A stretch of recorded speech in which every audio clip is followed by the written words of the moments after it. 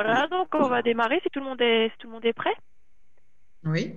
Oui, Donc, Oui, donc là, vous voyez le PowerPoint, j'ai des petites fenêtres, vous les voyez pas, hein. Tout bon. Là, pour l'instant, on te voit toi. Ah, moi, donc c'est pas bon. moi, je vois très bien le PowerPoint. Moi aussi. Ouais, Ouais. moi j'ai le PowerPoint et les photos, enfin et les images. Si, c'est bon. Ouais. moi je vois écrit le LEI, lieu d'échange et d'information. Voilà, c'est Voilà, ça. c'est le support. Ok, super.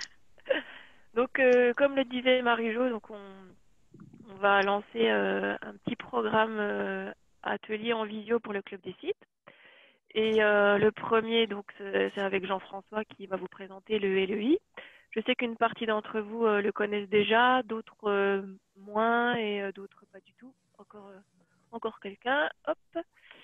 On va commencer, donc avant de rentrer dans le vif du sujet. Donc l'objectif, c'était de vous présenter. Bonjour Betty. C'est bon, ça marche? Bon, on verra. De vous présenter donc le LEI et surtout de vous montrer à quoi il peut vous servir et les services qu'il peut vous rendre. Voilà. Donc c'est pas une formation pour l'utiliser, c'est vraiment pour le montrer. Parce qu'on s'était rendu compte qu'il y en avait effectivement qui connaissaient déjà et d'autres pas du tout. Et ça peut être un outil qui peut être pratique pour plusieurs utilisations qui peuvent vraiment vous être utiles au quotidien. Avant de commencer, donc comme on avait proposé Marie-Jo, on va faire un petit tour de table, ce sera un petit tour d'écran. Donc pour voir qui est là. Bon, moi, tout le monde me connaît, hein, donc Charline ADT. Pour commencer, je sais pas comment on peut faire. Il faut qu'on se débrouille. Chacun parle. Alors ceux qui se voient à l'écran, peut-être commencent à parler. Ou moi, je peux donner la parole éventuellement. J'ai Muriel. Ah ben non, j'ai Marielle, ça a sauté. Oui. Marielle. Oui, alors. Bonjour Marielle. Donc, Marielle Collard, responsable de la communication du parc de la Montagne des Singes. Par contre, je vois, Charline, que ça affiche Karine Kunz. Oui, parce qu'en fait, c'est pas Karine, donc j'ai bien fait de dire qui c'était, hein. En fait, c'est le compte ADT, c'est sous son Ok. nom. Mais je crois qu'on peut changer sous le nom sous lequel on apparaît, mais je sais pas comment on fait. Ah, et évidemment, j'ai l'électricien qui doit venir chez moi, il sonne à la porte, à part ça, tout va bien.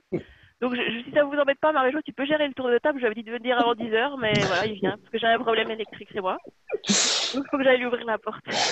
Tu peux faire, Marie-Jo? Oui, bien Excusez-moi. sûr. Ouais, bien Merci. sûr, avec plaisir. Donc, ouais, merci à tous d'être là et déjà ravis de vous revoir tous avec le sourire, hein, globalement, parce que c'est vrai que la période est quand même très lourde et un peu surréaliste avec tout ce qu'on traverse et avec toutes les nouvelles qu'on entend. J'espère surtout que vos proches, vos proches, vos familles et amis, vous allez tous bien, que vous êtes en bonne santé et que vous vous portez au mieux dans vos sites et surtout que vous vivez au mieux cette période de confinement. C'est un peu particulier. Et n'hésitez pas, si vous avez des problématiques particulières, à nous interpeller en direct. On sera là à vos côtés. On fera au mieux pour faire en sorte que tout se passe bien. Comme l'évoquait Charline et comme déjà entendu, c'est vrai qu'on souhaitait profiter de cette période de confinement justement pour proposer des petites formations, des petits zooms sur des outils particuliers. Il y a des causeries qui sont organisées de droite et de gauche, des webinaires, des mini-formations. L'idée, c'est qu'on puisse aussi capitaliser sur cette période-là pour positiver et faire en sorte qu'on se retrouve tous et que ce soit un petit plus qu'on se propose et peut-être que ça nous amènera à travailler aussi différemment ensemble. Peut-être que le fait de se retrouver comme ça, ça nous amène à dire que plus tard, d'autres ateliers pourront s'organiser de cette même manière. Après, rien ne vaut l'échange humain, mais en même temps, si on se voit et qu'on n'a même pas possibilité de se côtoyer trop près et qu'il faut respecter 2 à 3 mètres de distance, c'est encore frustrant et puis on chasse un peu notre naturel. Donc ravi de vous voir et puis effectivement aujourd'hui on commence cette série avec notre collègue Jeff Jean-François Basse pour ceux qui le connaissent. L'outil LEI, c'est la base de données alsacienne et il en parlera mieux que moi tout à l'heure et l'intérêt c'est que tout le monde puisse avoir le même niveau d'information, les fondamentaux et après s'il y a besoin d'aller un petit peu plus loin ou d'autres besoins clairement identifiés, il ne faudra pas hésiter à nous le faire savoir. Voilà, donc on continue le petit tour. Je vois Muriel sur l'écran à côté de moi, Muriel Insinger. Voilà. Oui, bonjour. Donc Muriel Singer pour le Château de Landsbourg. J'ai déjà suivi une formation avec Jean-François l'an dernier, il me semble. Oui, je crois. Une ou deux journées, je ne sais même plus. Mais Je ne sais plus. c'est toujours, ça fait toujours du bien de refaire une petite piqûre de rappel, surtout en ces temps de confinement. Voilà. Ensuite, Catherine. Oui, vous Catherine m'entendez? Feller. Oui, parfait. Donc, je suis Catherine Feller, je suis chargée de la communication et de l'administration du Parc zoologique et botanique de Mulhouse. Donc, moi, je n'ai pas encore suivi de formation et je me réjouis de ce temps d'échange. Parfait. Marc. Oui, donc moi je suis le président du fort de Chenambourg et à un moment donné j'étais même président de l'office de tourisme de Wissembourg et pour le moment le fort va bien mais il est fermé. Et je n'ai pas encore suivi de formation. Parfait. Laura Fleureau. Oui, donc bonjour à tous. Donc moi je suis attachée commerciale au parc zoologique et botanique de Mulhouse et donc j'ai pas suivi de formation non plus concernant le LEI. Bon, parfait. Déborah. Donc Déborah Schmitz, chargée de communication à l'Écomusée d'Alsace depuis peu, depuis le mois de décembre. Et du coup, je ne connais le LEI que de nom. Je ne l'ai jamais utilisé, jamais vu autrement. Très bien. Marion. Bonjour, donc moi je suis apprentie en dernière année de licence professionnelle métier du tourisme à la Maison du Pain d'Alsace. Et donc je n'ai jamais eu de formation sur le LEI pour l'instant. Enfin, du coup, ça va être une découverte aussi. Voilà. Parfait. Parfait, merci. Marilyn. Bonjour. Donc Marilyn Deutz, les ateliers d'ingénierie à Ondelouf. Nous, on utilise déjà le LEI depuis plusieurs années pour tout ce qui est saisie des animations pour l'agenda de notre site internet. Mais c'est toujours utile de voir ce qu'on peut faire avec cet outil. Parfait. Après, je vois Schaffner, je ne vois pas ton prénom et j'avoue. Oui. Bonjour à tous, je suis Hélène Schaffner, je suis chargée de mission chez Batorama, donc je travaille pour Monsieur Chèche. D'accord. Et moi, j'avais approché Monsieur Bass Oui. un peu moins même, pour justement intégrer le LEI. Ouais. C'est dans les cartons. Parfait. On en parlait tout à l'heure. Parfait. Ensuite, Elisa. Donc, je suis Elisa Birnmore, je suis secrétaire générale des Dominicains de Haute-Alsace et je suis là aussi aujourd'hui, comme Marie-Jo en a parlé, au titre de la nouvelle association des sites touristiques d'Alsace qui s'est montée le 13 mars.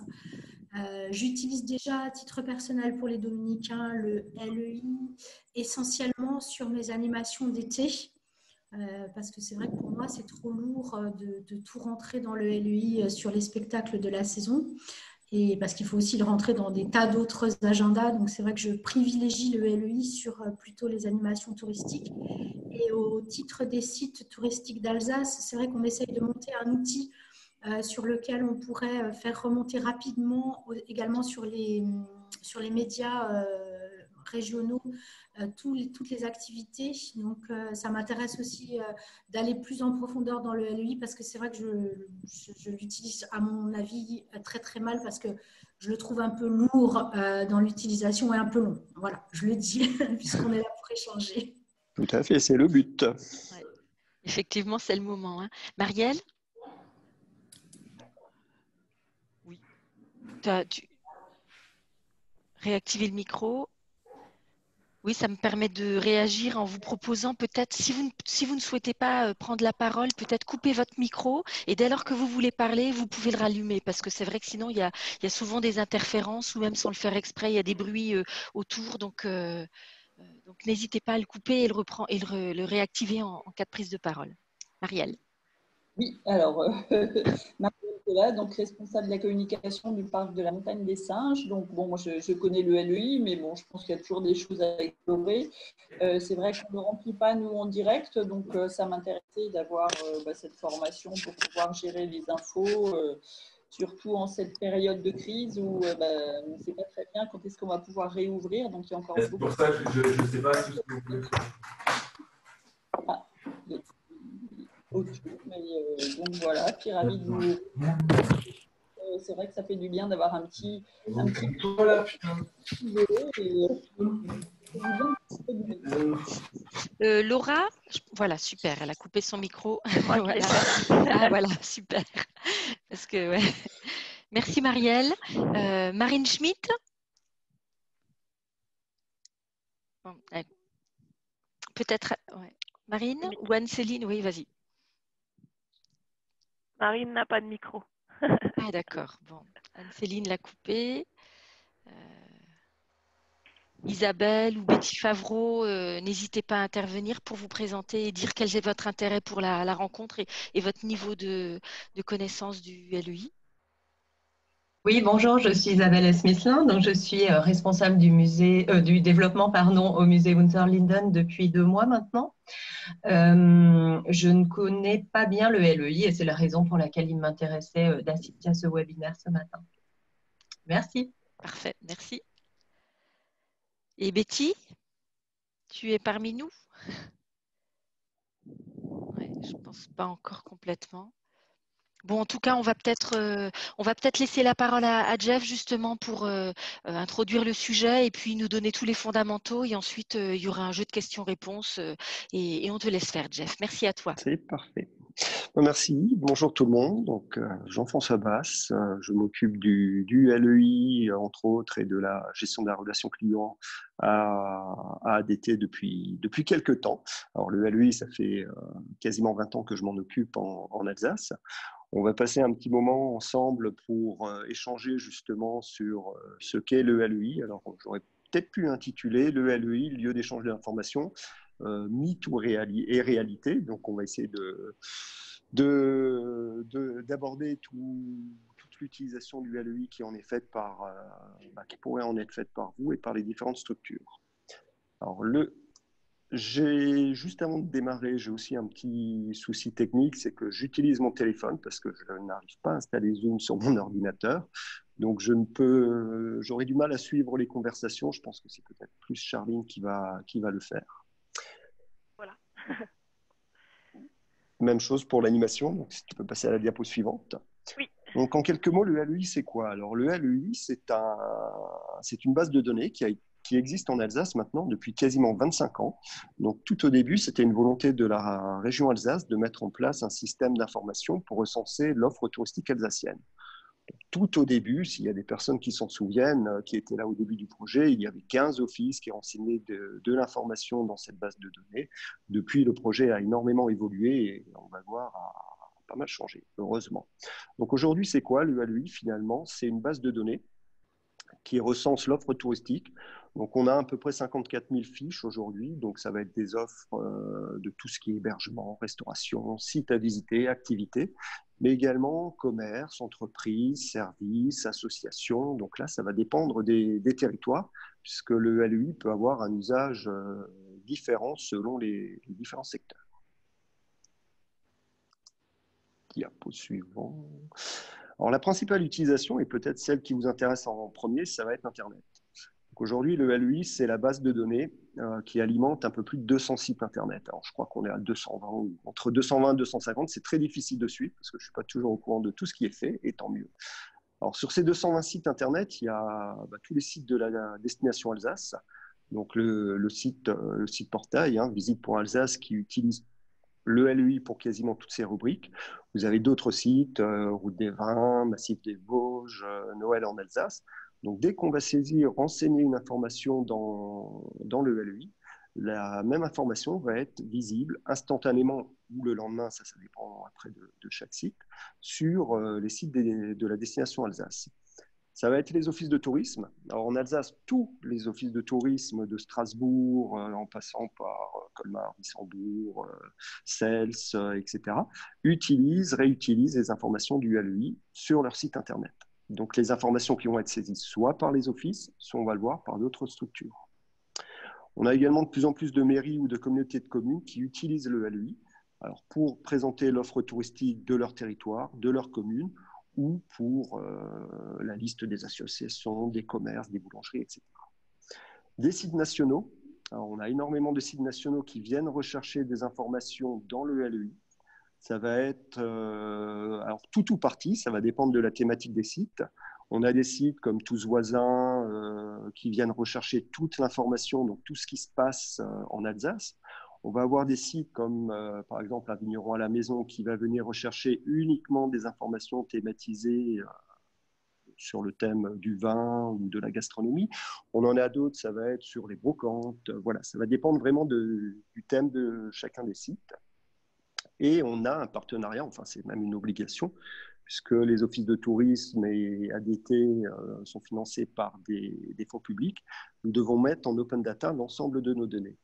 Donc, nous sommes partenaires du projet Data Tourisme, qui est une plateforme d'open data, c'est-à-dire que n'importe quel développeur, toute personne qui souhaite faire un site internet, une brochure, une édition ou quelque chose, peut se connecter sur Data Tourisme et récupérer les informations touristiques contenues dans le LUI. Alors, je ne sais pas s'il y a des questions, comment vous souhaitez qu'on procède. N'hésitez pas à m'interrompre peut-être, ou sinon je déroule et ça sera par la suite les questions. On peut faire comme ça. On continue. Alors, diapo suivante, s'il te plaît. J'ai mis d'autres sites. Alors, d'autres sites alsaciens, on a toute une série d'autres sites qui viennent aussi rechercher des informations qui ne sont pas forcément les institutionnels du tourisme. On a le QTSIG, donc, que vous connaissez certainement, qui a été lancé l'an dernier, je crois. C'était la première année, au départ de la gare de Colmar sur la route des vins. Donc, ce site et cette application viennent rechercher les informations sur le LUI. Donc, lorsqu'un touriste se promène via le QTSIG et télécharge son application ou va sur son site, lorsqu'il arrive par exemple à Ribeauvillé, il peut se connecter, il verra instantanément ce qu'il y a à voir, ce qu'il y a à faire actuellement à Ribeauvillé. On a d'autres partenariats avec Vivovas qui viennent chercher les informations, sortir en Alsace. On a d'autres, des stations de ski, par exemple, le Ballon d'Alsace, le site du Lac Blanc, qui viennent rechercher les informations aussi qui se passent sur leur territoire. Des sites thématiques, donc la carte frite, où on va avoir la liste des restaurants, on va avoir la liste de toutes les animations liées au thème de la carte frite. Et l'isle.alsace, qui est un site d'internet de séjour, donc qui permet à tout touriste, lorsqu'il est sur un secteur en Alsace, je suis près de Lembar par exemple, en se cliquant sur ce site, il verra ce qu'il y a à voir à faire à proximité dans une heure, dans une demi-heure, cet après-midi ou demain, par exemple. Donc cette présentation, je pense, vous sera envoyée, les liens sont actifs. J'ai mis à droite des exemples de copies d'écran de certains sites et de l'affichage. Ce qu'il faut bien comprendre, c'est que le LUI, c'est des données brutes. Donc c'est un petit peu comme un fichier Excel, finalement, où on va stocker, où on va enregistrer des informations. Et ensuite, la mise en forme sur les sites Internet va dépendre de ce que vous souhaitez et de ce que vous allez faire avec votre développeur web. C'est-à-dire qu'ils vont venir rechercher les informations brutes dans la base de données et ils vont le mettre en forme comme vous le souhaitez. D'autres utilisations. Donc, Internet, vous l'avez vu, c'est certainement la principale utilisation. C'est peut-être l'utilisation la plus visible, mais on en a d'autres. Donc, le LUI peut servir à alimenter des bornes, des écrans dynamiques. Donc là, j'ai mis quelques exemples. En bas à gauche, par exemple, vous avez des écrans dans certains parkings à Strasbourg. Donc, on a un partenariat avec Parcus qui vient rechercher les informations dans le LUI. Donc, lorsqu'un touriste ou une personne arrive à Strasbourg, il peut avoir la liste des restaurants, la liste des cinémas ou des choses qui se passent à proximité des parkings. À droite, en bas à droite, c'est une borne qui est à l'aéroport de Strasbourg. Donc là aussi, on a les informations du LUI. Et en haut à droite, donc c'est un exemple d'écran que l'on peut trouver dans certains campings. Donc il y a des campings qui sont équipés de ce genre d'écran ou d'offices de tourisme qui permettent d'avoir les informations sur des sites, sur les activités de la journée. Écran suivant, c'est les GPS. Donc là aussi, on exporte les informations du LUI vers tous les GPS, donc TomTom et Air Navigation.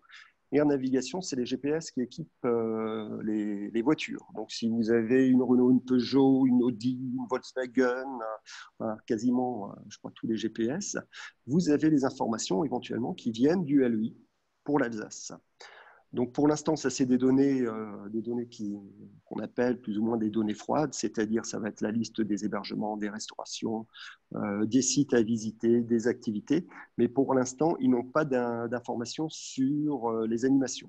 Donc je sais que c'est en projet chez eux, donc on n'a pas d'informations sur ce qu'il y a à voir à faire à proximité.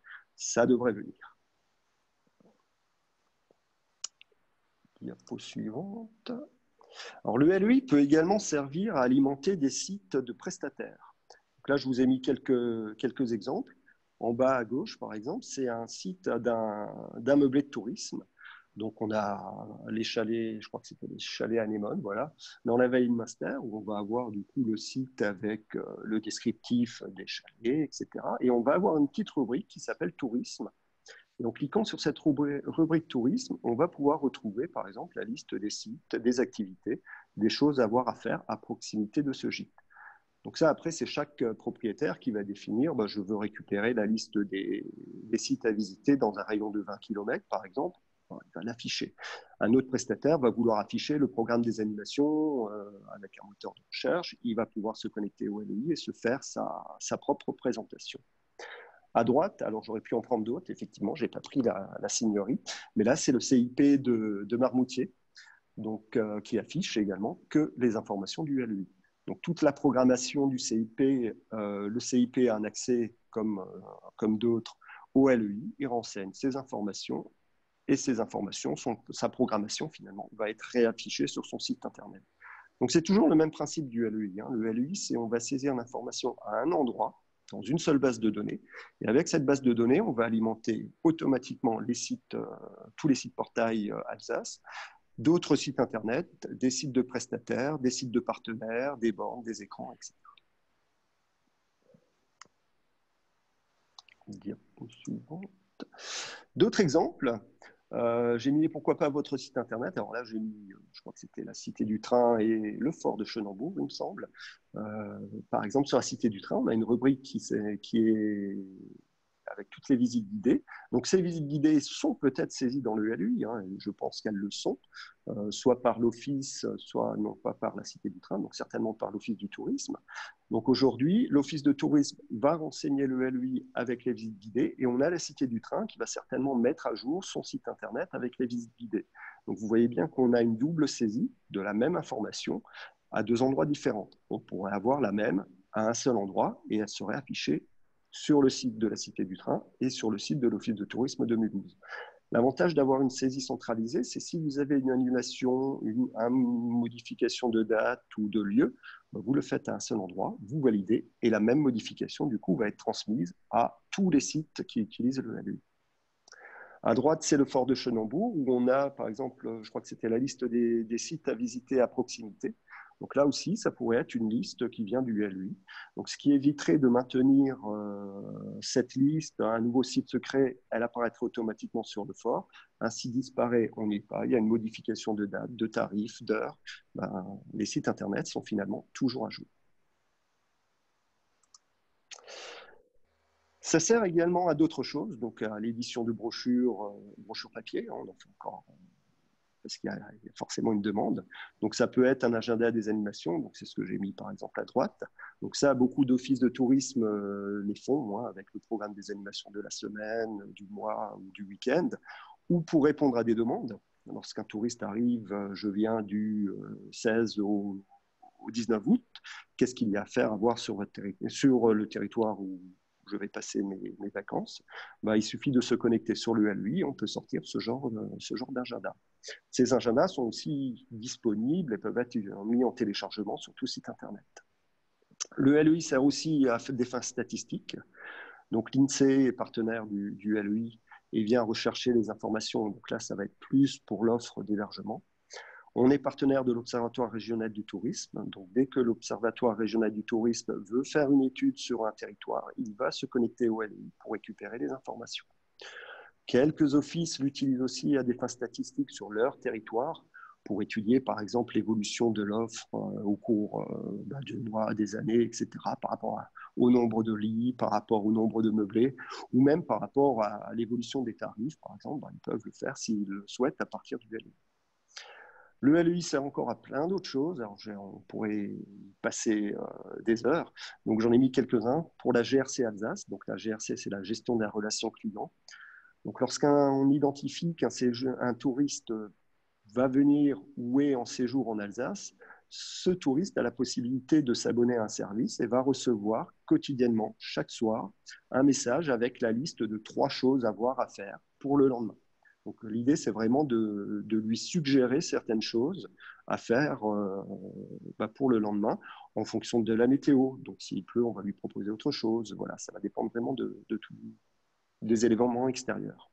Alors, taxe de séjour aussi, le LEI peut être connecté à toute une série d'autres logiciels, à des logiciels de caisse, à des logiciels de calcul de taxes de séjour. Donc, certaines communautés de communes utilisent le LEI finalement pour calculer les montants de taxes de séjour. L'objectif, c'est toujours le même, c'est le même que pour un site internet, c'est-à-dire on a besoin de l'information, on la saisit à un seul endroit et on va la réutiliser sur les brochures, sur les PDF, pour renseigner les touristes, pour calculer un montant de taxe de séjour et bien sûr pour alimenter un site internet, son site internet ou toute une série d'autres sites. Alors, qui enseigne l'information aujourd'hui dans le LEI? Alors, on a quasiment 300 structures. Ça va être tous les offices de tourisme d'Alsace. Donc, chaque office a un accès pour enseigner l'offre sur son territoire. Ça peut être des associations, alors des associations telles les parcs. Les parcs ont des accès au LEI pour enseigner des fiches sur des circuits, sur des animations, sur toute une série de choses. On avait l'association des musées d'Alsace qui renseignait aussi des informations. On a des mairies. Alors, on a de plus en plus de mairies et de communautés de communes qui renseignent des informations dans le LEI. Alors, ça va pas toujours être des informations touristiques, ça va plutôt être des informations pratiques sur les commerces, sur les associations d'un territoire. Chose très utile en ce moment. Voilà. On a mis environ 1500 prestataires. Alors les prestataires, ça va être des hébergeurs, des propriétaires de meublés, de chambres d'hôtes, d'organisateurs d'événements qui ont un accès au LEI pour enseigner leurs fiches. Donc il y a une modification de tarifs sur leur chambre d'hôtes, on peut le faire directement. On organise un nouvel événement, on peut le renseigner directement sur le LEI. On a des grands sites, alors je ne les ai pas tous mis et j'en ai oublié quelques-uns. Le Haut-Königsbourg, c'était certainement, je crois, le premier à avoir un accès. L'écomusée d'Alsace, qui renseigne, alors je crois que j'ai noté les noms, je ne sais plus, il y avait une personne, je crois que c'était Déborah. Il y avait, alors je ne sais pas si c'est Déborah, mais c'est une autre personne qui renseigne la liste des activités et des animations qui vont être organisées par l'écomusée. Le Landsbourg, donc c'est surtout Sophie, je crois, qui renseigne les informations, mais toute une série d'autres sites. Alors comment ça se renseigne? Il y a 3 manières. Alors pour l'instant, j'ai mis des copies d'écran, on pourra vous le montrer tout à l'heure. Il y a ce qu'on appelle des accès complets à la base de données. Donc c'est l'exemple du CIP. CIP à Andlo, c'est l'accès que vous avez. L'écomusée a la même chose, le Landsbourg a la même chose. Donc à partir du moment où vous avez un accès complet, vous pouvez créer tout type de fiches. Une animation, une activité, éventuellement un séjour que vous organisez. Et là, vous avez un accès complet à tous les champs de la base de données. Alors, j'ai noté tout à l'heure que le LEI est souvent complexe et compliqué à noter, à renseigner, parce qu'il y a beaucoup de choses. C'est vrai qu'avec un accès complet, vous avez accès à beaucoup d'informations, mais tout n'est pas nécessaire. Et c'est pour ça qu'on a créé 2 autres modes d'accès. Sur la page suivante, vous avez ce qu'on a appelé un accès prestataire. Ça, je ne sais pas si certains l'ont. La différence entre l'accès complet et l'accès prestataire. L'accès complet, dès qu'on saisit une fiche, on valide, elle est enregistrée dans la base de données. L'accès prestataire, vous saisissez une fiche, vous allez la saisir selon un masque réduit. C'est-à-dire que vous ne verrez et vous n'aurez que les informations qui sont nécessaires pour votre site ou pour le site de l'Office de tourisme ou pour le territoire. À droite, par exemple, vous avez exactement la même copie d'écran que celle que l'on avait sur l'écran précédente. Donc, elle est il y a beaucoup moins de champs, il y a beaucoup moins d'informations à renseigner. Vous avez uniquement le nom, l'adresse et un commentaire. Précédemment, on avait toute une série d'autres informations. Par contre, avec l'accès prestataire, vous validez la fiche et derrière, l'Office de tourisme va vérifier, va éventuellement rajouter 2-3 informations sur la fiche par rapport à une thématique, par rapport à une édition. Et c'est finalement l'Office de tourisme qui va valider au final votre information de la fiche. Donc l'accès prestataire est utilisé à peu près par 1500 personnes aujourd'hui. Ça va être des propriétaires de meublés, de chambres d'hôtes, ça va être des organisateurs d'événements, ça va être également des organisateurs de séjours avec une saisie partielle des fiches, mais une saisie beaucoup plus simple puisque vous n'aurez que quelques champs à renseigner. Et le dernier est en cours de développement. Il va être en place, on va le tester cet été, c'est via un formulaire. C'est-à-dire qu'on aura la possibilité de mettre en place toute une série de formulaires pour des événements, pour des activités, pour des séjours, où finalement il suffira de renseigner. Alors là, ça sera extrêmement simple, puisque je vous ai mis une copie d'écran de ce que ça va donner. On renseignera un nom, un titre, on mettra quelques critères, on mettra forcément les dates, et on valide. Il y aura toujours une validation qui sera faite après, dans ce cas-là, par l'Office de tourisme, qui pourra éventuellement vous recontacter s'il manque une information ou s'il manque une date ou des choses de ce type-là. Donc ça, c'est la dernière manière de renseigner une fiche dans le LEI. Elle sera disponible, je pense, on va la tester cet été, donc cet automne, elle sera également disponible. Donc en quelques mots, pour résumer, le LEI, c'est une base de données multilingue, français, allemand, anglais, espagnol, anglais, espagnol, italien, néerlandais. Alors, on n'est pas forcément obligé de renseigner un événement dans 5 langues. Les 3 langues, oui, parce qu'en Alsace, tous les sites internet et on a une clientèle français, allemand, anglais sans problème. Après, certains territoires, certains sites ont mis en place d'autres langues, le néerlandais par exemple sur je crois, la vallée d'Abruch et le secteur de Niederbronn. Ça va dépendre des territoires. Avec une seule base de données et une seule saisie, vous alimentez plus de 200 sites internet, les sites des destinations, les sites nationaux, éventuellement votre site, des applications, les bornes comme on l'a vu, des brochures papier, des agendas, etc. On a bien sûr la possibilité de ressortir toutes ces informations au format Excel ou en PDF pour sortir un programme des animations ou une liste de sites ou une liste de choses qui se passent à telle date sur tel territoire, dans un rayon de 50 km à proximité de mon site. Et bien sûr, toutes ces informations peuvent être réutilisées sur tout support web, édition, papier, etc. Voilà en quelques mots le LEI. Alors l'objectif, c'était pas de faire une présentation de la saisie. On peut y rentrer si vous le souhaitez, on peut le faire maintenant. C'était de vous dresser un panel de ce qu'on peut faire avec le LEI. Est-ce que vous voulez qu'on regarde la saisie? Tu veux qu'on regarde, Jean-François? Tu peux, ouais. On y va avec l'accès prestataire. Le deuxième, ouais. Alors, où est-ce qu'il est?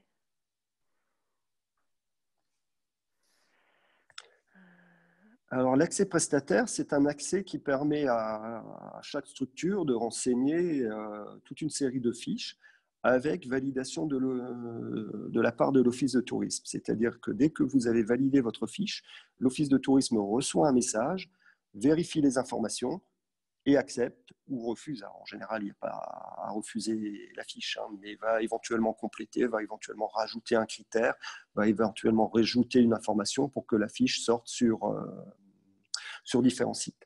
Donc là, on va se connecter avec un accès. C'est un prestataire qui organise des visites et des séjours en Alsace.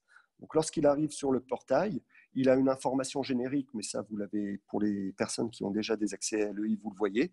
Jusqu'à présent, je ne modifiais pas très souvent pour faute de temps, mais c'est des choses qui vont changer. Donc ensuite, la personne, pour accéder à ces fiches, elle saisit en haut, on a mise à jour.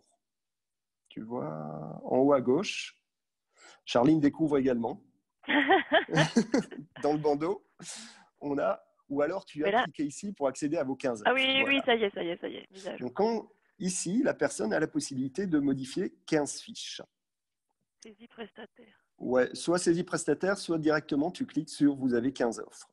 Donc ici, la personne a 15 fiches qu'elle peut modifier. Elle pourra avoir toute une série d'autres fiches, des fiches vides par exemple, qu'elle pourrait compléter. Donc l'Alsace à vélo, etc.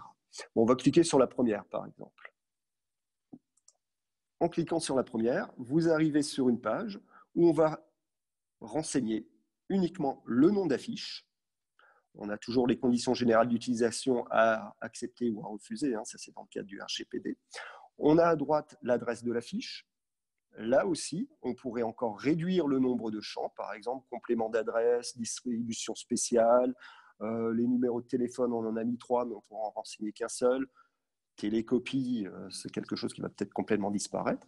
Et en dessous, vous voyez, on n'a qu'un seul champ commentaire.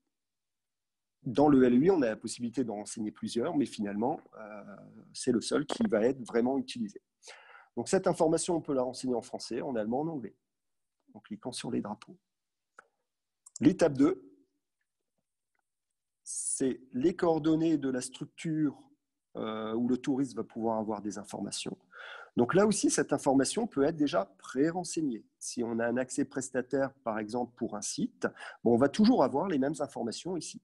Donc vous n'aurez pas besoin de les renseigner, ça sera juste éventuellement une vérification et éventuellement, le cas échéant, un changement lorsque vous modifiez vous avez un nouveau numéro de téléphone ou votre adresse mail ou un nouveau site internet est en place, bah, vous avez la possibilité de le modifier ici. L'étape 3, ça va être de renseigner des dates et des heures pour le séjour. Alors pour un séjour, c'est vrai que certains séjours sont valables toute l'année, c'est ce qu'on a ici, mais pour un événement, on pourrait renseigner de façon très précise les dates et heures. Alors c'est vrai qu'on va très loin dans les dates et heures et peu de systèmes proposent la même chose parce que le LEI est de plus en plus utilisé en tant que support pour des sites d'internet de séjour. Ce qui permet à un touriste, voilà, on ne va pas prendre l'exemple d'aujourd'hui, hein, malheureusement, mais on va se placer, allez, dans le meilleur des cas, le 14 juillet, je suis le 14 juillet à Célestat, qu'est-ce qu'il y a à voir, qu'est-ce qu'il y a à faire au cours des 2 prochaines heures. Et dans ce cas-là, on va faire une recherche dans le LEI sur ce qui est ouvert le 14 juillet, s'il est 16 h par exemple, bah de 16 h à 18 h. Donc on va pouvoir renseigner ces informations. L'étape 4, ça va être l'ensemble des critères qui permettent de décrire ma fiche. Donc, qui permettent de décrire mon activité, ma sortie, mon événement, ma visite, etc. Là aussi, on peut faire quelque chose de simple, extrêmement simple, le plus simple possible. C'est-à-dire qu'on va renseigner et on va vous mettre uniquement les critères dont vous avez besoin sur votre territoire. Là, pour moi, on a encore trop de choses sur ce masque de saisie. On pourrait largement le réduire. L'avantage de ça, c'est que vous avez en une seule page, finalement, l'ensemble des critères. Je prends par exemple, alors les thématiques, bon, on pourrait les laisser, mais ensuite, on a des critères à transmettre pour Internet. Ça, c'est vous qui définissez si vous souhaitez ou pas faire sortir votre fiche sur Internet. 99%, on les aurait. Mais là, on pourrait éventuellement encore réduire et supprimer certains champs. Ça peut se faire avec vous. Vous nous dites, bah voilà, finalement, cette information, je ne la renseigne jamais, on le supprime. Et vous ne le voyez pas à l'écran. Ce qui vous évite de renseigner des informations que vous n'avez jamais, qui ne vous concernent pas ou qui ne sont pas utiles sur votre territoire. Et la dernière étape, c'est forcément les visuels, où vous avez la possibilité de mettre, aujourd'hui on est jusqu'à 16, mais demain si on veut mettre jusqu'à 18 visuels, vous pouvez en charger les photos avec forcément une légende et un copyright, sachant que le crédit photo est quelque chose d'obligatoire. Donc, vous pouvez charger, modifier à n'importe quel moment les visuels de votre sortie, de votre activité ou de votre site à visiter.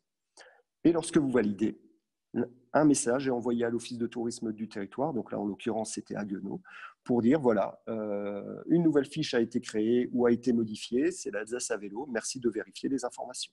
Et l'Office de tourisme vérifie et valide la fiche et à partir de ce moment-là, elle est publiée intégralement sur tous les sites qui réutilisent le LEI.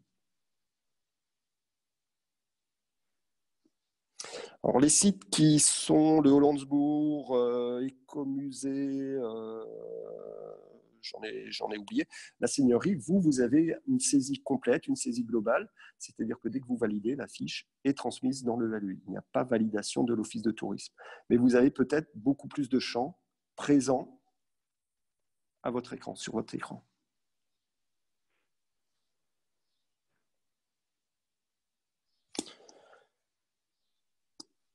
Il y a des questions, des réactions? Est-ce que ceux qui utilisent le LEI veulent en parler? Marilyn, moi j'ai une question. Est-ce que comment on sait sur quel site remontent justement nos informations qu'on saisit? Alors ça, je peux vous les envoyer. Alors, ils vont dépendre de chaque territoire. C'est vrai que vous êtes Seigneurie Marilyn, c'est les Ok. CIP à Angelo. Ouais. CIP. Donc là, je peux envoyer une liste des sites sur le territoire. Je ne les connais pas tous parce que le LEI, aujourd'hui, on est arrivé et je trouve que c'est bien. C'est une appropriation complète par les offices et par certaines mairies et communautés de communes. Donc parfois, il y a des projets qui utilisent les données du LEI et je ne suis pas au courant. Je trouve que c'est très bien. Ça signifie que les territoires se sont vraiment appropriés l'outil. En général, pour le territoire, je vais quand même connaître 90% de la réutilisation. Aujourd'hui, j'en oublierai certainement parce que les données que l'on va saisir dans le LEI sont transmises à Data Tourisme. Et Data Tourisme, c'est un site d'open data. Donc, tout développeur aujourd'hui peut réutiliser et peut se dire, bah, tiens, je vais faire un site internet sur tous les CIP de France et je vais me connecter à Data Tourisme et je récupère les informations. Donc là, je ne serai pas forcément au courant du site qui a été créé. Par contre, sur l'Alsace, oui, là, je suis au courant de quasiment toutes les réutilisations qui sont faites. Sur l'Alsace, sur Bar, il y a l'Office de tourisme de Bar, il y a la Comcom de Bar, il y a la ville, non c'est Andelot, pardon, le site de la ville d'Andelot, le site de l'Alsace centrale, je pense le CIP, je crois le site de Célestat aussi. Après, ça va dépendre si vous adhérez à d'autres offices de tourisme. Ça va être Visite Alsace, ça va être Alsace Route des Vins, puisque vous êtes sur le territoire de la Route des Vins, ça va être le site Massif des Vosges, voilà, on pourrait en lister, je peux quasiment tous vous les lister. Mais du coup, c'est uniquement des données de l'agenda qui sont reprises ou alors ça sera aussi la fiche de présentation du lieu? Les deux. Ça va être les deux, sauf si un site veut créer qu'un Vivovas, par exemple. Je crois que c'est uniquement le programme des animations et des activités que vous organisez. Ils n'ont pas une rubrique, je crois, avec les différents sites, il me semble. Donc, ça va dépendre. Ouais. Il y a des sites où vous aurez l'agenda, il y a des sites où vous aurez peut-être que la fiche du CIP, et il y aura des sites où vous aurez les deux. Ça va dépendre de la charte éditoriale et de l'objectif du site Internet. Merci. J'ai 3 questions. Est-ce que je peux prendre la parole? Est-ce que vous m'entendez? Oui, on entend. Enfin, moi, oui. J'ai une connexion Internet qui n'est pas très, très bonne. Donc, en fait, si je comprends bien, les sites sur lesquels remonte l'information du LEI, c'est eux qui choisissent l'information qu'ils souhaitent faire remonter. Donc, moi, par exemple, dominicain, je ne suis pas sûre que mon information remonte sur l'ensemble des sites que vous avez cités. C'est exact. Les 220 sites Internet ne vont pas reprendre vos informations. Par exemple, l'Office de tourisme de Saverne, je pense, n'affichera pas les informations liées au… Ça me paraît logique, mais par exemple, est-ce que sur Visite Alsace, on est sûr d'être référencé? Oui, tout à fait. Ok. Est-ce que vous pourriez nous faire peut-être la liste par mail plus tard des sites sur lesquels on est sûr d'être référencé? Parce que ce serait intéressant. Et après, j'imagine que nous, par rapport à l'ensemble des sites qui peuvent se connecter au LEI, on peut aussi aller les inciter à aller récupérer nos informations. Absolument. C'est tout à fait le cas. Alors, je ferai On a une liste assez exhaustive, en fait. Bien sûr, je ne vais pas aller demander à l'Office du tourisme de Saverne. Il y a aussi une logique dans le travail. Donc ça, ce serait bien qu'on ait cette liste. La deuxième question, c'était, c'est un site qui n'a pas du tout vocation à être consulté par le grand public. On est d'accord? Le LEI? Oui. Le LEI n'est pas vraiment une base de données? C'est une base de données, oui. Ok. Et la troisième question, je m'interroge sur pourquoi les supports de presse quotidienne régionale sur lesquels on fait également au quotidien le même travail, qui sont, en ce qui me concerne, le JDS et le Pour sortir des DNA et de l'Alsace, mais je pense que tous les gens qui sont autour de la table auront d'autres prestataires, n'utilisent pas le LEI. Est-ce qu'il n'y aurait pas moyen de les inciter à utiliser le LEI pour que finalement cette base de données soit globale et que ce soit les autres qui aillent s'y connecter? Alors, la liste des sites web, il faut que je la remette à jour. Elle existe. Ça sera une liste effectivement générique. J'enlèverai les offices de tourisme, hein, puisque là, ça dépendra de chaque territoire. Alors, par rapport au JDS et à sortir, je pense que ça fait 10 ans. Alors, j'ai abandonné ces dernières années où je les ai contactés quasiment chaque année pour leur proposer un partenariat, c'est-à-dire de venir rechercher les informations dans le LEI. La réponse a toujours été négative de la part du JDS et de la part de... Alors, c'est sortir, hein, je crois. Pour sortir. Pour sortir. Là aussi, la réponse a toujours été négative, essentiellement pour une raison économique. C'est-à-dire que ces deux prestataires souhaitent avoir des relations directes avec les organisateurs d'événements pour ensuite éventuellement leur proposer d'autres services. Ils n'ont jamais souhaité récupérer les informations du LEI, à mon avis, pour cette raison.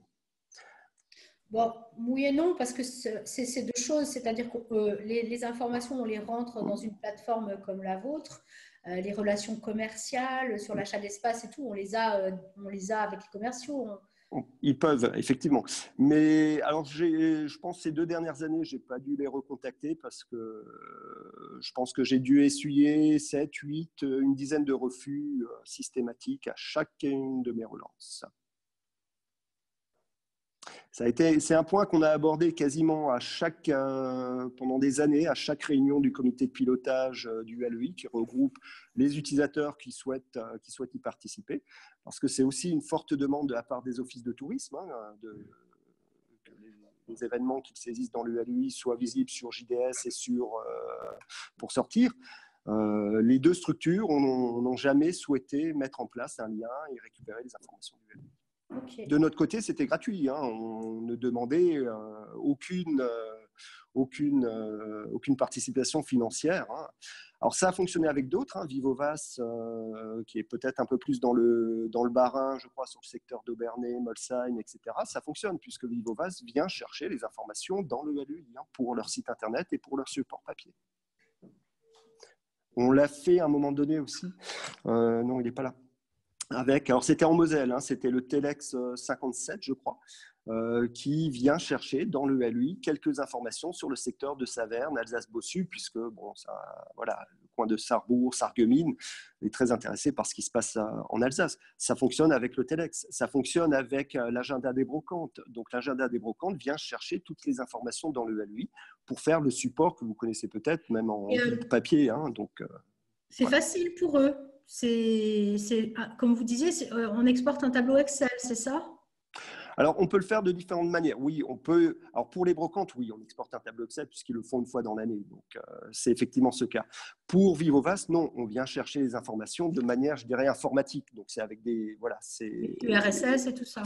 Oui, c'est plus de l'XML ou du JSON parce qu'il y a une quantité importante de. Oui, non, mais j'imagine. J'imagine parce que quand je vois la quantité d'informations que nous, on doit saisir, mais du coup, je me dis que, voilà, si. Bon, peut-être à nous de faire du lobbying auprès de ces structures. Ça va se refaire. Hein. Je crois qu'on a une réunion de prévue avec les prochains temps. Je crois que c'est pour sortir. Hein. C'est pas le JDS la semaine prochaine ou dans 15 jours. Voilà, on va réessayer. C'est vrai que c'est quelque chose qui avantagerait et qui serait bénéfique pour tout le monde. Après, dans le cadre, et là j'enlève ma casquette dominicain, mais dans le cadre de l'association des clubs des sites, c'est sûr qu'on a tout intérêt à construire tous ensemble, quoi. Si tout à fait. Les sites adhèrent, donc nous, comme on est déjà en contact avec le pour sortir, je ne sais pas, il y a peut-être quelque chose à trouver. Je m'avance peut-être un peu, hein, j'ai pas du tout le... Mais si on est plusieurs… Mais je me permets juste d'intervenir parce qu'on en a échangé effectivement avec Aurélien et Jeff, vous avez eu l'occasion d'en discuter. C'était justement la problématique entre valoriser la base de données LEI ou alors capitaliser également sur d'autres partenaires tels que JDS ou d'autres qui n'empêchent pas, ceux qui ne les empêchent pas de travailler et d'avoir les deux partenariats communs. Hein, ça n'a rien à voir. Mais par contre, effectivement, Aurélien disait que JDS n'était pas très en bon état à l'heure actuelle et que c'était peut-être le moment encore d'essayer un rapprochement ou de capitaliser sur un intérêt à travailler ensemble. C'est vrai que là, on a tout intérêt à tous travailler ensemble, hein, déjà pour relever notre secteur et surtout être prêt avec les outils quand il s'agira d'appuyer sur le bouton pour donner les informations au grand public. Donc, je me dis que ouais, ça vaut quand même vraiment le coup. Après, le problème qui se pose au sein des STA, par exemple, moi, je suis un site qui rentre mes informations directement. Il y a des sites, donc j'ai la main. Mais il y a des sites qui passent par l'Office du tourisme. Donc, du coup, ces gens se disent, est-ce que je vais vraiment avoir la main sur mon information? Vous voyez, c'est aussi Tout à fait. Et je pense qu'il y a des petites associations sur les territoires. Je prends aussi mon exemple. Par exemple, je suis à Pro-Huckstein, pour le château du Huckstein.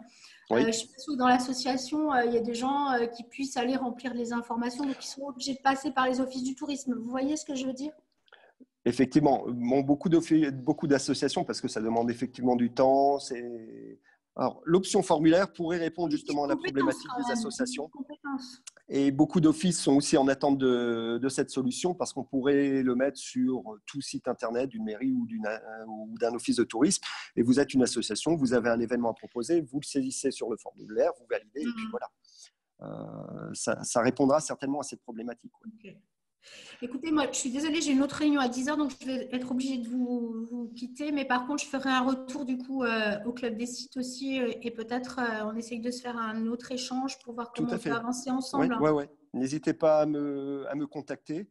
Je suis disponible pour JDS aussi, pour sortir même chose. Hein, c'est vraiment un dossier qui traîne depuis des années.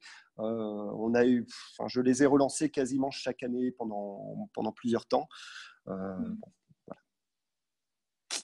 Merci beaucoup. En tout cas, désolée d'avoir pris tout ce temps. Je laisse la parole aux autres. Je vous en prie. Merci. Bonne journée. Au revoir. À bientôt. Bonne journée. Moi, j'avais une question, si vous me permettez. Donc déjà, je voulais vous remercier pour cette présentation. C'est vrai que c'est un outil qui me semble vraiment, vraiment très pertinent dans le sens où on peut optimiser vraiment l'information, le temps de travail, etc. Et donc, je voulais savoir si vous nous enverrez donc, le PowerPoint de présentation, si j'ai bien compris. Est-ce qu'on pourrait l'avoir par mail? C'est possible? Bien sûr, je pense. Charline, tu as mes adresses mail de tout le monde. Hein. Oui, bien sûr. Oui, je l'enverrai. Je rajouterai mes coordonnées quand même ça, dessus parce que je ne les ai pas mis. Oui. Oui, tout Comme à ça, fait. je pourrais en faire part à ma directrice. Et notamment, donc ça, c'était une présentation, mais est-ce que vous avez éventuellement aussi un petit document de prise en main qui pourrait nous guider parce que pour ma part, je n'ai pas encore touché à l'outil. Donc, je pense que ça pourrait être pertinent aussi si vous avez une documentation. Oui, on a créé un guide de saisie qui est en train d'être réécrit justement parce qu'on a une nouvelle interface aussi avec les règles de saisie, comment saisir une information, les choses importantes. Donc, c'est tout à fait possible. Ensuite, on organise, alors on le fera peut-être aussi à distance maintenant, mais des sessions de formation d'une journée ou d'une demi-journée. Donc, là aussi, on peut faire quelque chose, même spécifiquement dans chaque structure. Je me déplace quand on peut, mais c'est tout à fait possible. Ouais. Donc, guide de saisie, je note, on l'enverra également. D'accord, merci pour ces réponses parce que je pense que finalement, votre support visuel sera vraiment plus pertinent qu'un compte rendu, je pense. Donc, voilà. Vous étiez quel site, pardon? Donc, moi, je suis à la Maison du Pain d'Alsace. Maison du Pain, ouais. Alors, pour l'instant, vous n'avez pas d'accès, je crois. Il me semble que non. Enfin, moi, quand je travaille, en fait, en général, on me transmet directement à l'office de tourisme et je pense que c'est eux qui saisissent. Absolument. Et c'est vrai que ce serait très intéressant parce que ça permet aussi de faire les choses directement en temps réel. C'est toujours plus pertinent, plus efficace. Hein. C'est beaucoup plus réactif et en cas de modification, vous pouvez intervenir directement. Voilà. Tiens, on a un imprévu, demain il faut qu'on annule cet événement ou qu'on ferme plus tôt. Vous pouvez le renseigner effectivement tout de suite. Et puis le fait de ne pas passer par un interlocuteur aussi, parfois l'information. Voilà. Je pense que les offices de tourisme ont aussi beaucoup de travail. Donc voilà. Et enfin, en toute fin de réunion, si vous me permettez, je voudrais faire part d'une problématique un peu plus personnelle. Mais pour le moment, je ne veux pas squeezer le question-réponse au sujet du LEI. Merci en tout cas. Merci. Oui, moi j'avais une petite question par rapport à cette période de crise, parce que nous on passe aussi par l'Office de tourisme et je ne me rappelle pas avoir eu un contact pour mettre à jour justement les horaires d'ouverture qui sont donnés en début de saison. Et je ne suis pas sûre qu'aujourd'hui les infos sont justes.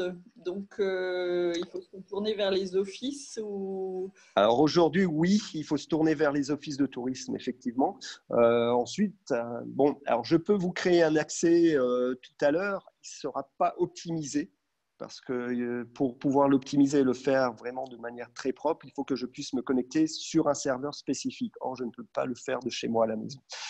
Voilà, donc… D'accord, parce que si on veut un accès complet, il faut passer par vous et vous nous donnez des codes ou… Voilà, l'accès complet, je peux le faire.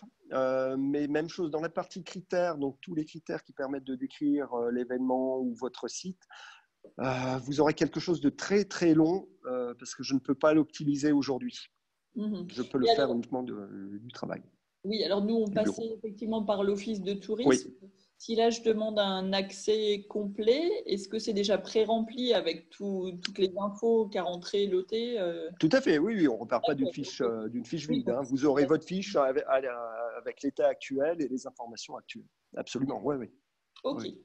Parce que c'est la même fiche avec des entrées différentes. L'Office de tourisme accédera toujours à votre fiche, mais vous également, donc c'est la même information. Et la base de données identifie tout à fait qui a fait quelle modification. Donc, on sait si c'est l'Office ou si c'est vous. En cas de litige ou de problème, par exemple, si un jour on a une erreur sur une date ou une heure d'ouverture, on sait si c'est l'Office ou si c'est la Montagne des Singes qui a fait la modification. D'accord. Et si on veut annoncer un événement, est-ce qu'il y a un délai pour l'annoncer ou ça peut être fait très rapidement la veille? Très rapidement. Si c'est un accès complet, à partir du moment où vous validez, le lendemain, parce qu'il y a un moulinage de la base de données, les fiches sont visibles sur Internet. Si c'est un accès prestataire comme celui qu'on a vu tout à l'heure, vous validez. Si l'Office valide la fiche dans la journée, il sera également visible le lendemain sur tous les sites Internet. Donc, il n'y a pas de délai. Ok, merci. Oui, c'est bon. Merci.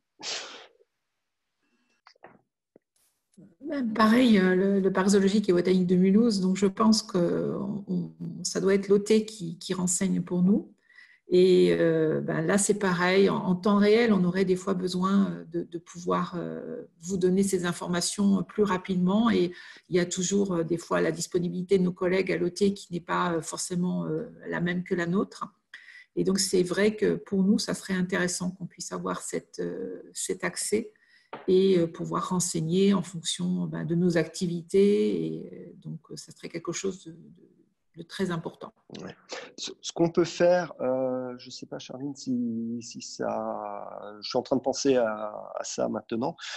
Pour tous les sites qui souhaitent continuer, parce que vous pouvez continuer à contacter votre office de tourisme pour les modifications, hein, ils continuent à le faire. Donc là, on ne changerait rien. Mais si vous souhaitez avoir un accès complet ou un accès allégé, le mieux serait peut-être de m'envoyer un mail et de me dire ce que vous souhaitez. Et moi, je vois avec l'Office de tourisme et je le paramètre dès que possible. Ok, très bien. On va faire comme peut-être ça. procéder de cette manière. Comme ça, je peux déjà commencer à ouvrir des accès et puis à vous mettre en place vos fiches dans votre accès. Donc, effectivement, ça serait le plus simple pour essayer d'avancer le plus vite possible. D'accord, merci beaucoup. Je me note quand même.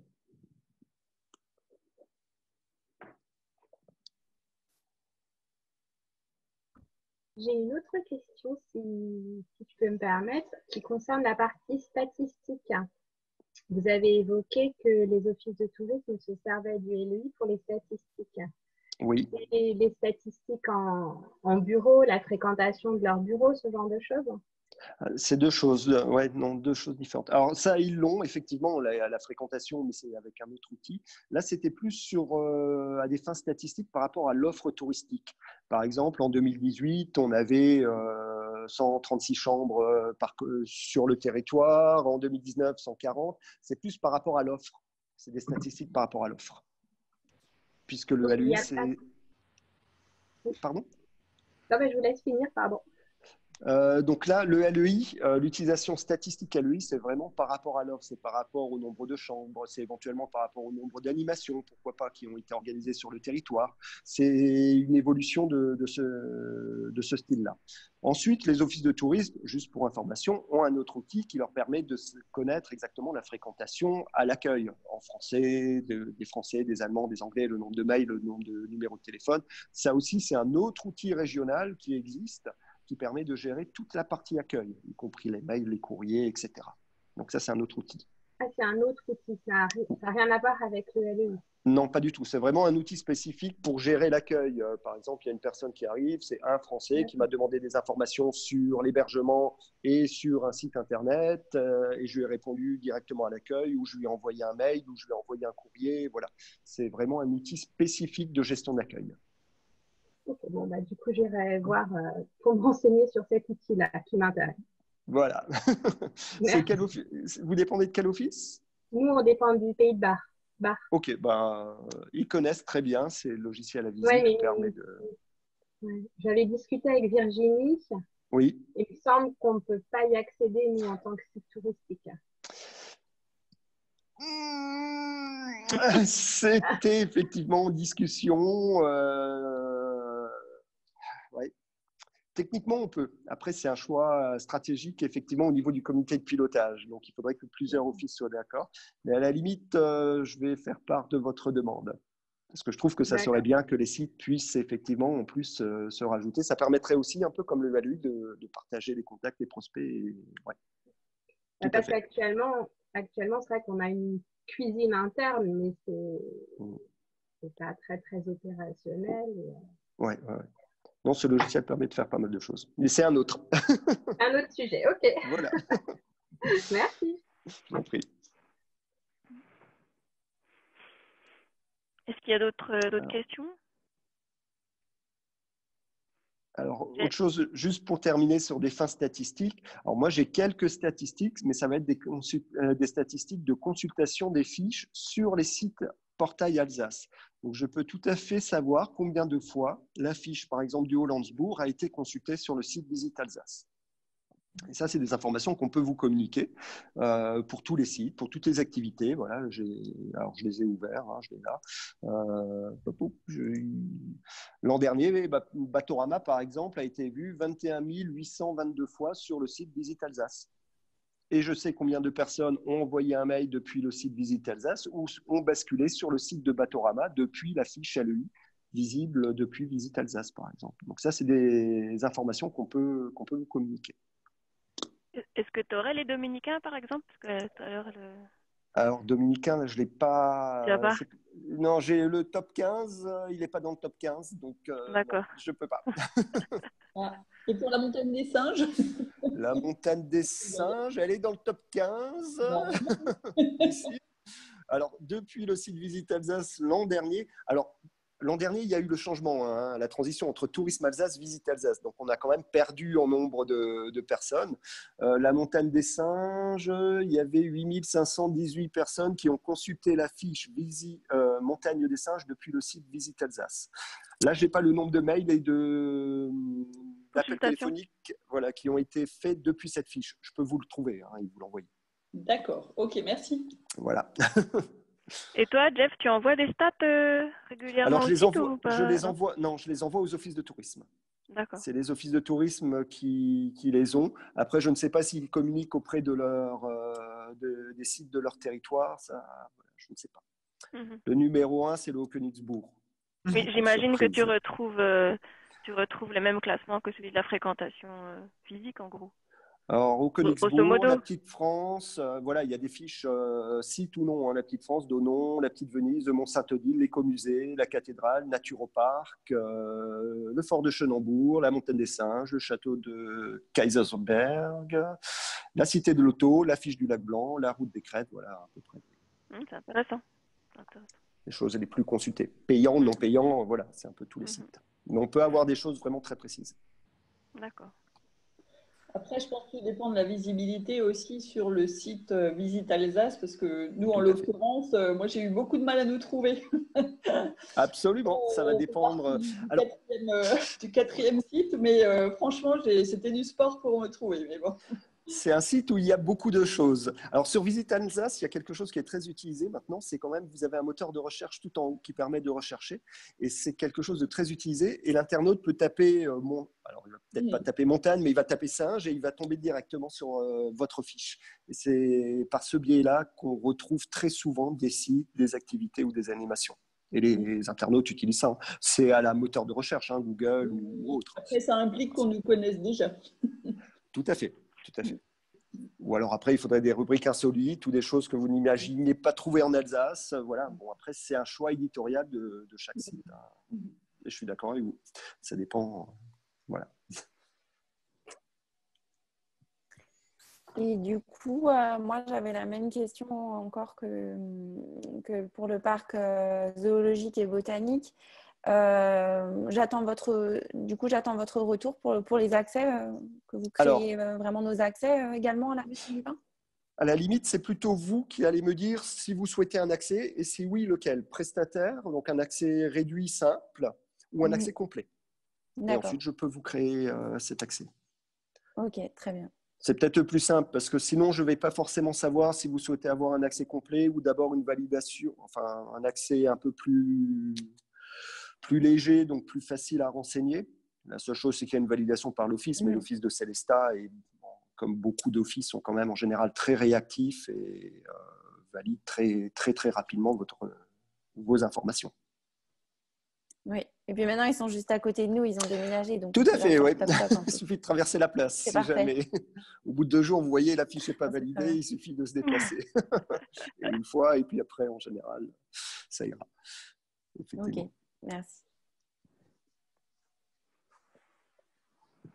Je ne sais pas si vous avez d'autres questions sur les utilisations. Alors, toutes ces informations, si vous renseignez par exemple le programme des animations, des activités, ça peut être réaffiché sur votre site internet. Je prends par exemple la Maison du Pain. Vous l'avez peut-être déjà, mais on pourrait le faire. Alors, de 2 manières. Soit on a des outils qui permettent de le réafficher gratuitement. C'est ce qu'on appelle la marque blanche. Beaucoup de sites prestataires l'utilisent parce qu'on a quelque chose de propre, responsive, en français, en allemand, en anglais, qu'on peut mettre en place très simplement sur le site internet. On n'a besoin d'aucune connaissance informatique ou alors quelque chose d'un peu plus poussé qui va nécessiter là un développement informatique, c'est-à-dire qu'on vient chercher les informations dans le LEI en brut et on fait un affichage joli, propre, exactement celui que vous souhaitez sur votre site internet. Ça demande du développement informatique, un petit travail d'un prestataire ou de quelqu'un qui s'y connaît en informatique, effectivement. C'est les 2 manières. D'accord. Mais l'avantage de ça, si vous utilisez le LEI sur votre site, vous n'avez plus qu'à faire une seule saisie. Les 2 exemples que j'ai montrés, par exemple, de stations de ski du Ballon d'Alsace et du Lac Blanc, ces stations vont même jusqu'à renseigner le bulletin neige dans le LEI. Donc la personne va saisir le bulletin neige de la même manière qu'elle saisirait une fiche événement, par exemple, en renseignant la hauteur, le nombre de pistes ouvertes, etc. Elle valide et ça alimente automatiquement son site internet. D'accord. Et ça, c'est compliqué à mettre en place La marque blanche, c'est très simple. On peut le faire. C'est un bouton et derrière le bouton, vous avez un lien à coller. Et on reste dans votre site et on afficherait par exemple le programme des activités de la Maison du Pain. Ensuite, si vous voulez un autre affichage, là, il faut travailler avec la personne qui a fait votre site internet. Un exemple de site qui utilise la marque blanche oui, sur la présentation. Si tu peux retourner sur la présentation, la chambre d'hôte, par exemple, Anémone. Alors, il y a plusieurs présentations de la marque blanche, mais effectivement, tu peux. Sinon, je vais la chercher aussi. C'était la page 7, je crois. Oui, la page 7. Oui, c'est ça. En bas à gauche. Alors. J'en profite, je vais vous quitter discrètement parce que j'ai une autre réunion à 11 heures où j'ai déjà du retard. Donc, je vous remercie pour pour votre intérêt et votre mobilisation. Merci à Jeff pour l'intervention et puis à très vite et surtout bonne continuation, hein.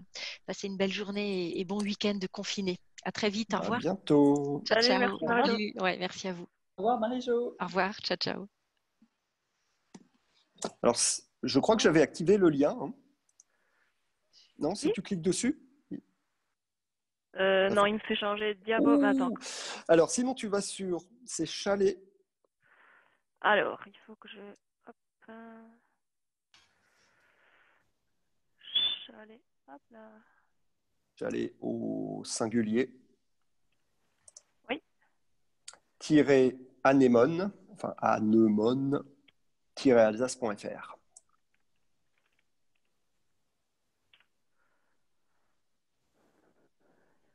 Voilà, c'est celui-ci.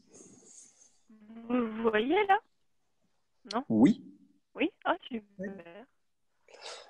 Donc là, tu as la présentation, bienvenue, le chalet est réservé. Tu as une rubrique tourisme. Voilà. Si tu cliques sur tourisme, il y a plusieurs marques blanches sur cette page en plus. Si tu descends, descends, vas-y, top, voilà. Ça, par exemple, c'est une marque blanche qui vient du LUI. C'est-à-dire que le prestataire... Ah, tu étais au-dessus. Attends, ça a décalé en fait. D'accord. Alors attends, donc c'est ça, c'est les sites naturels? Voilà, juste un peu au-dessus. Voilà, les 4. Les sites naturels, par exemple, c'est une information qui vient en marque blanche du LUI. C'est-à-dire que quand on a cliqué sur tourisme, on est allé chercher les 4 fiches, c'est peut-être les 4 qui ont été sélectionnées par le prestataire et qui viennent du LUI.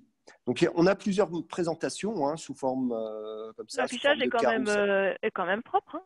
Oui, et on a 4 possibilités d'affichage.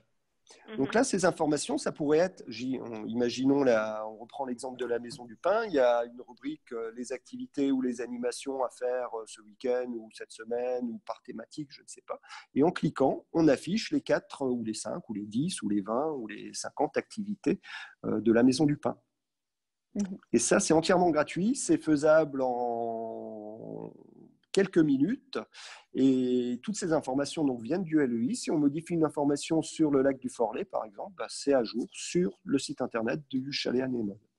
Et si tu descends, il y en a d'autres, des marques blanches, je crois. Oui, j'ai vu qu'il y avait. Ouais, il y en avait d'autres, mais avec la même présentation toujours. Ils ont choisi voilà, la présentation. Il y en a une autre avec voilà, les sites, la fromagerie, le marché de Noël, la maison du fromage, voilà, la luge d'été, randonnée, ski de rando, domaine nordique. Bon, voilà. C'est chouette là, en fait, que... Pardon. J'ai pas mal de sites, moi, que je suis. Et donc, c'est des sites touristiques. Et c'est vrai que souvent, parfois, ils oublient de mettre une page tourisme. Et quand il y en a une, elle est parfois très peu développée. Alors que là, ça permet de la développer de manière esthétique et sans non plus s'embêter à... Tout à fait. À partir de rien, quoi. Et d'avoir toujours quelque chose à jour. Par exemple, on pourrait avoir un programme sur les animations du prochain mois. Et le prochain mois, aujourd'hui, ça serait nous sommes le 30, je crois, du 30 avril au 30 mai, par exemple. Et demain, ça serait du 1er mai au 1er juin. Donc, ça serait toujours à jour. On aurait finalement le site, on n'a plus besoin de gérer l'information touristique à partir du moment où on gère le LUI.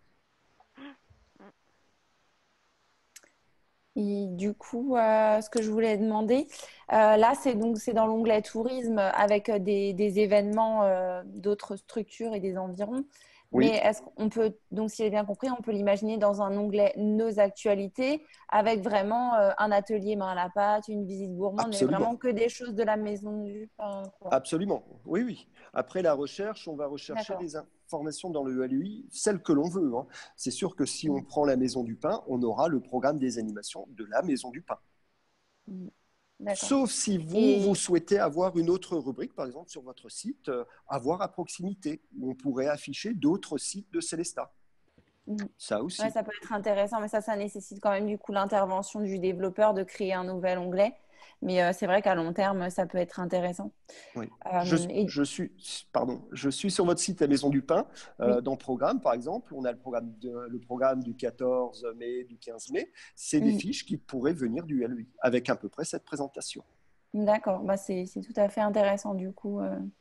Alors, il ne fonctionne pas aujourd'hui parce qu'ils ont dû le couper. On a le cinéma Le Royal, par exemple, à Roto. Le cinéma Le Royal à Roto utilise le LEI pour sa programmation.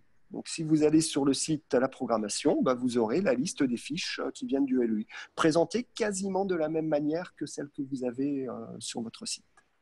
Oui, donc question esthétique. Après, est-ce que ça reprend, j'ai l'impression que là, ça reprend un peu la charte graphique avec les couleurs. Ça se fait automatiquement? La marque blanche, on peut l'adapter. On peut effectivement adapter les couleurs, on peut adapter la police sans problème. Ensuite, si on veut une adaptation comme celle que vous avez aujourd'hui sur la Maison du Pain, là, c'est l'intervention d'un prestataire web, d'un informaticien. Voilà, le cinéma Royal, j'étais hier et le site ne répondait pas. Bon. Ah ouais, je vois que c'est... Le cinéma, en ce moment, voilà. Fermé. Carrément débranché. Il est fermé, oui. Et encore pour, visiblement, pas mal de temps. Hein. Donc, la marque blanche est personnalisable, effectivement, en fonction des couleurs, en fonction de la police. Hein. Là, vous voyez, on a du vert. Voilà, ça, c'est entièrement personnalisable. Après, on a 4 gabarits différents. On peut choisir. C'est gratuit, on peut le mettre en place très facilement. C'est derrière le bouton tourisme, finalement, c'est juste un lien. Par contre, si on veut un affichage comme celui que vous avez actuellement à la Maison du Pain, je le répète, ça c'est une intervention d'un développeur web où on va afficher la date, on va afficher le titre, on va afficher un descriptif, le tarif et éventuellement plus d'infos quand on clique dessus. Ouais, c'est ce qu'on a. Avec la carte, ouais. Non, mais ça me semble très bien comme outil en plus. Alors là aussi, si vous avez des questions... Très avantageux de pouvoir en bénéficier, surtout quand on a un statut d'association. Pardon. Je vous en prie, Alors, on n'a pas besoin de réutiliser le LEI sur un site internet. Je vois c'est réalisé par Web67 pour la Maison du Pain. Web67 saura utiliser les informations du LEI. Hein. C'est des flux XML ou JSON. Aujourd'hui, tout développeur informatique sait utiliser de l'XML et JSON. Et je suis toujours là en support technique s'il a besoin d'informations, s'il faut que je lui mette en place quelque chose de spécifique. Donc, il n'y a aucun souci. D'accord. Merci. Ok. Est-ce qu'on a d'autres questions? Alors, s'il n'y a plus de questions, on va terminer. Donc, moi, je vais vous envoyer le PowerPoint. Donc, on ajoutera les coordonnées de Jean-François. Oui. Du coup, Jean-François, les personnes prennent directement contact avec toi pour l'ouverture des sites, C'est le plus simple. accès. D'accord. Oui. Ok. Et si je pensais, si jamais il y a plusieurs sites qui acquièrent des accès, éventuellement on pourra organiser peut-être une petite formation dans un second Absolument. temps. Ça sera je pense, le plus simple. Et effectivement, on pourrait organiser une formation. En visio. Ça serait pas mal. En visio, absolument. Ok. Donc, pardon, Charline, est-ce qu'on peut juste prendre un tout petit temps pour faire un tour de table pour savoir, comme il y a certains sites qui sont présents, lesquels ont une visibilité sur l'ouverture sur ceux qui sont là, parce que nous, par exemple, on n'a aucune visibilité, on ne sait pas du tout quand est-ce qu'on va pouvoir réouvrir. Je ne sais pas s'il y en a d'autres qui ont des infos. Et pour le Hollandsbourg, je ne sais pas si vous m'entendez, mais on n'a aucune visibilité non plus. On entend. En fait, nous non plus, hein, on en a pas. Pour l'instant, on a les infos finalement les mêmes que vous. On a reçu, par contre, peut-être qu'on pourrait diffuser ça, je ne sais pas si ça a déjà été fait. On a reçu ça hier, une synthèse de la part de notre fédération, qui s'appelle maintenant ADN Tourisme, et qui a fait la synthèse de ce qui découle de l'intervention du Premier ministre par rapport au tourisme. Donc peut-être ça on pourrait vous diffuser, mais c'est vrai qu'en termes de date, on n'a pas encore on n'a pas plus d'informations que vous. Alors après, au niveau des parcs zoologiques, ou des parcs, on a certaines informations sur les parcs allemands qui, pour certains, se préparent à réouvrir. Nous, ça dépendra très, très concrètement des zones dans lesquelles on se trouve. En tout cas, on se prépare cependant à prendre, disons, à organiser un plan qu'on proposera au niveau de la préfecture et puis on verra si oui ou non c'est accepté ou pas. Mais tant qu'on sera en zone rouge, et je pense qu'on va l'être, il sera difficile d'aller plus de l'avant. Mais en tout cas, on commence à se préparer, disons, à donner toutes les modalités que l'on pourrait mettre en place pour ouvrir le parc. Pour juillet, août, ou vous imaginez l'ouvrir quand? On espère, même si on peut l'ouvrir avant.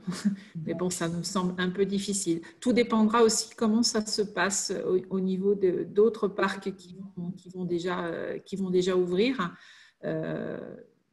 Donc là, c'est vraiment indépendant de notre volonté, mais c'est sûr que tout le monde aimerait pouvoir ouvrir, sachant que quand on est des sites ouverts, c'est encore différent des sites qui sont fermés. Mais il y a le problème des animations ou des temps, disons, festifs qui peuvent être proposés au sein d'un site. Et on ne pourra pas gérer peut-être l'engouement que peuvent avoir les visiteurs par rapport à un comportement en ce qui nous concerne d'animal et qui va faire que les gens… alors on peut fermer au sein du parc certaines structures comme les singeries, etc. Mais on ne peut pas, si par exemple un ours plonge, c'est sûr que les gens vont vouloir aller vers cet événement.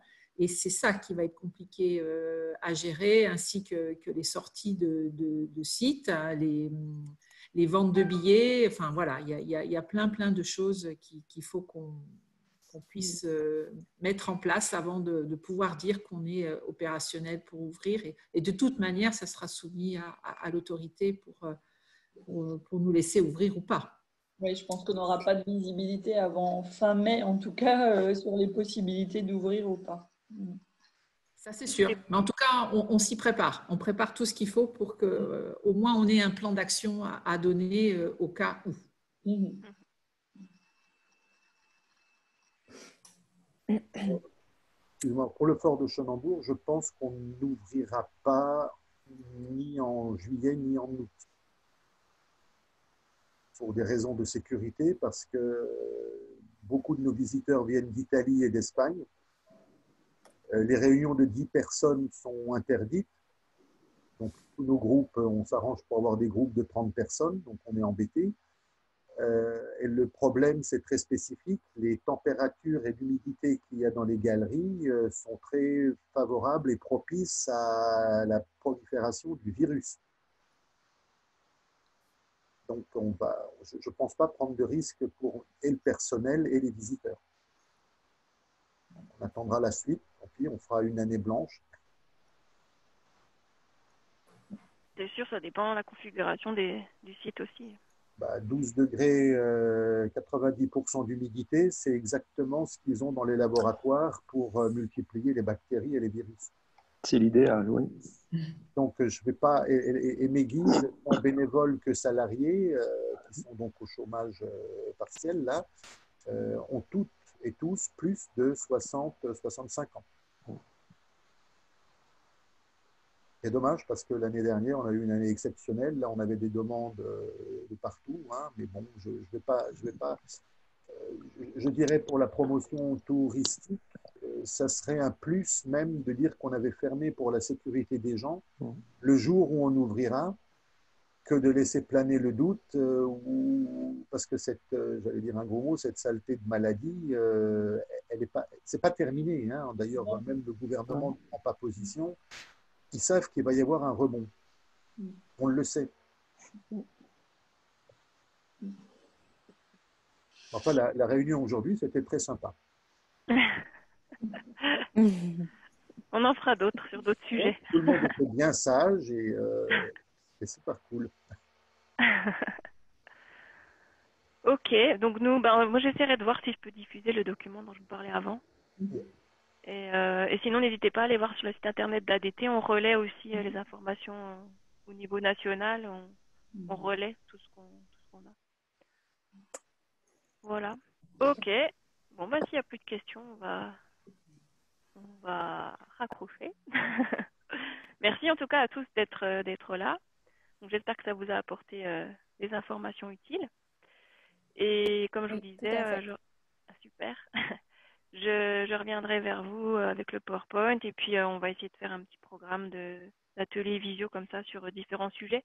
On va essayer de transformer ce qui était prévu en réel, en visio pour ce qui est possible. Là, on avait un petit programme 2020 du Club des sites. On va essayer de le transformer pour ce qui sera possible. Et voilà, donc je vous redirai ça au fur et à mesure. Merci en tout cas à Jeff pour la présentation. Je vous en prie, n'hésitez pas à me contacter si vous avez des questions, par mail, par téléphone. On va rajouter mes coordonnées sur la présentation, comme ça vous aurez toutes les informations. Ok, super. Bonne journée à tous alors. Bonne journée. Bonne journée. À bientôt. À bientôt. Au revoir. Au revoir.